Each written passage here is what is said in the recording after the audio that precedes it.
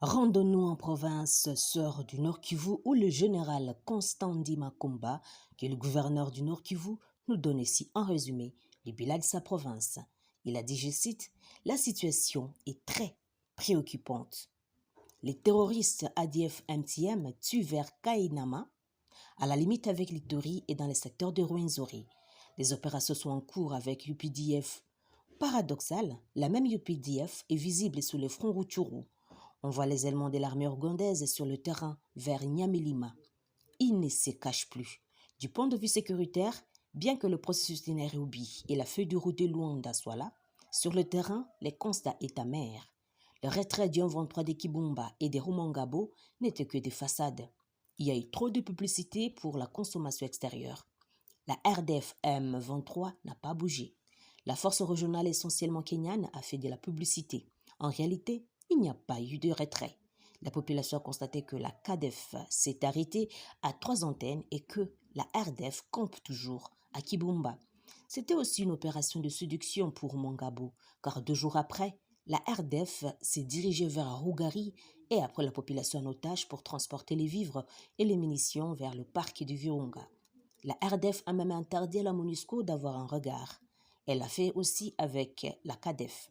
Naturellement, la population congolaise est inquiète. Au 15 janvier 2023, la date de l'échéance, aucun geste. Actuellement, la RDF tient des grandes réunions à Katale avec des marionnettes du 23.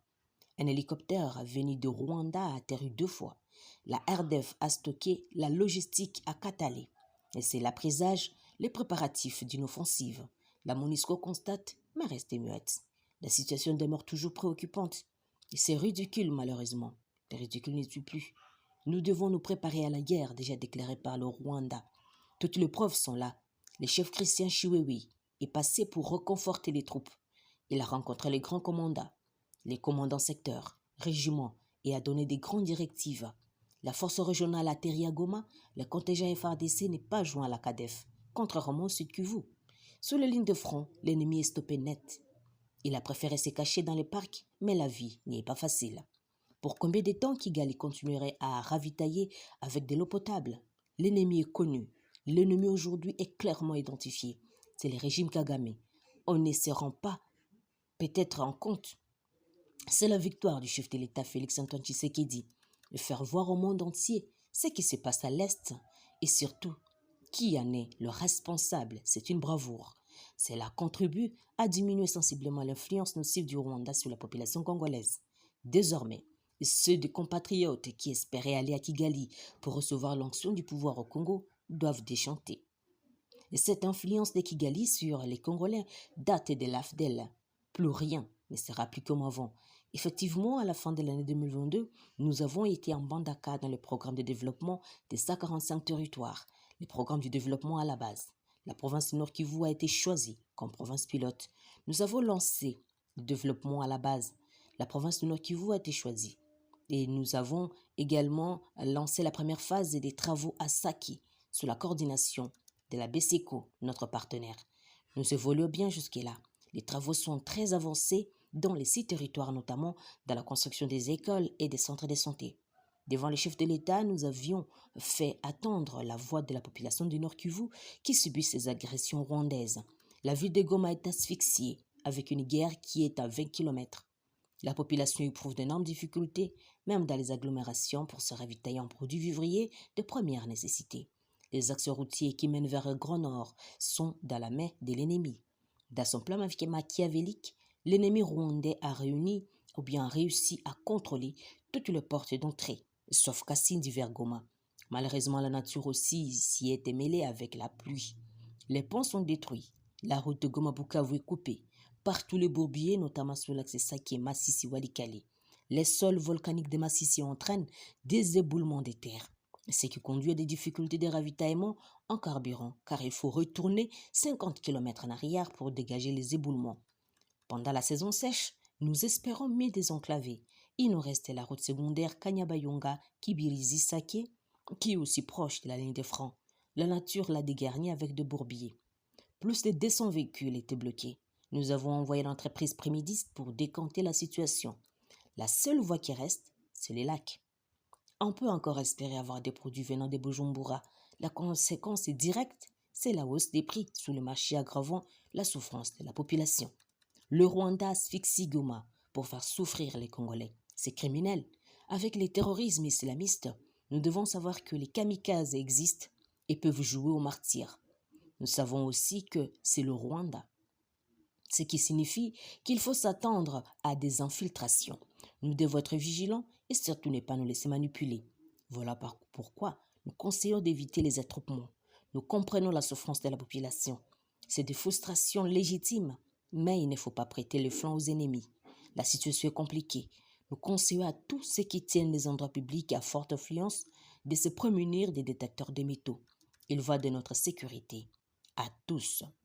Toujours en province du Nord Kivu, les forces armées de la République démocratique du Congo FARDC ont intercepté une terroriste combattante de l'ADF le dimanche 22 janvier 2023 à Karoruma, une entité située en groupement Isale Kassongwere, en chefferie de Bachou. Nous sommes en territoire de Beni au Nord Kivu. Cette nouvelle a été faite à Politico.cd par le capitaine Anthony Mwaluoshai, qui est le porte-parole des opérations militaires Sokola 1 Grand Nord, qui renseigne que la femme capturée est de nationalité ougandaise. Elle revenait de la vallée des Mugalika. Les terrorismes ADF-MTM sont en difficulté tant pour la nourriture que pour le produit pharmaceutique. Et cela pousse plusieurs terroristes à se rendre entre les mains de l'armée loyaliste, a annoncé le capitaine Anthony Mwalushai.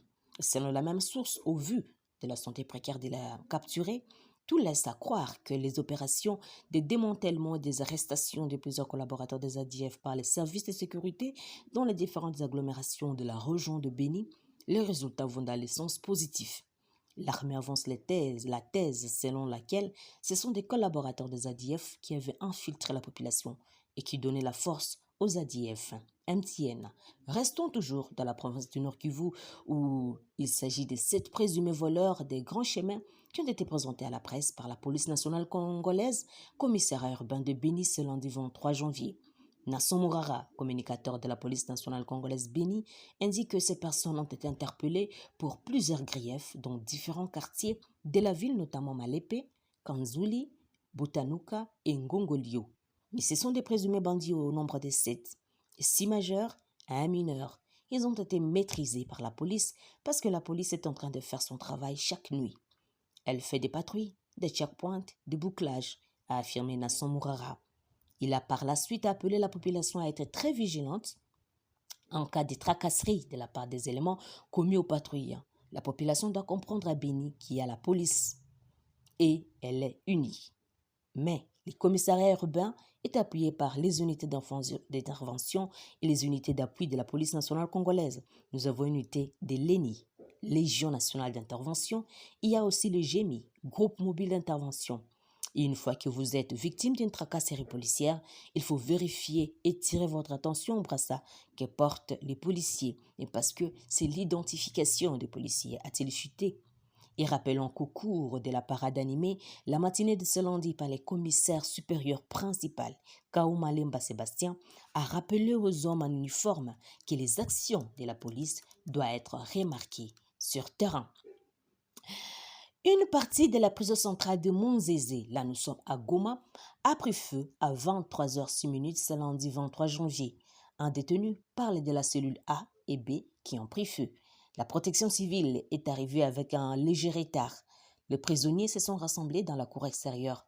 L'incendie a malheureusement dévoré plusieurs biens, suite notamment au retard de l'anti-incendie. Jusque-là, la cause de l'incendie n'est pas connue. Mais une panne d'électricité, selon le témoignage des prisonniers, serait à la base de l'incendie. Nous sommes arrivés à la fin de notre édition. Merci à vous tous de nous avoir suivis. Depuis Bunia, Santi Chesenga pour Afro Info 243.